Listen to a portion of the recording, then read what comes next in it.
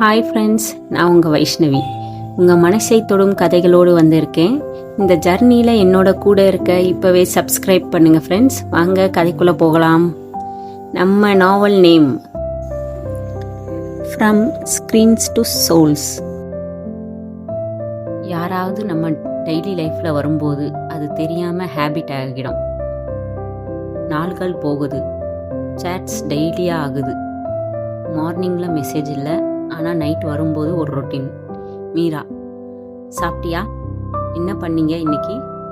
என்ன யோசிக்கிறீங்க? அர்ஜுன், சாப்பிட்டேன். ஒர்க்கு ஒன்றுமில்ல.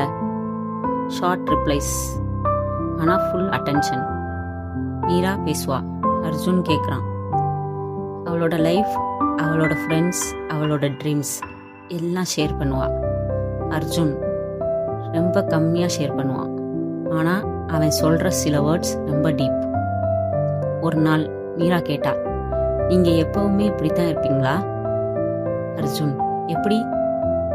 மீரா, சைலண்ட், காம், கொஞ்சம் டிஸ்டன்ஸ். அர்ஜுன் கொஞ்சம் யோசிச்சான். அது நான் இல்லை, அது நான் கற்றுக்கிட்ட லைஃப். ஒரு அமைதி.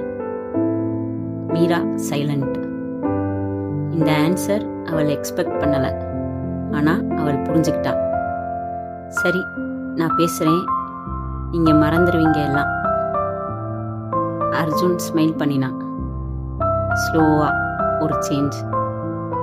அர்ஜுன் ஃபோனை அதிகமாக செக் பண்ண ஆரம்பித்தான். ஒர்க் நடக்கும், ஆனால் மைண்ட் நோட்டிஃபிகேஷனில். மெசேஜ் சவுண்டு வரலன்னா அவன் செக் பண்ணுவான். ஆன்லைனில் இருக்கா? டைப்பிங் வருதா? மீராக்கு கூட சேம்.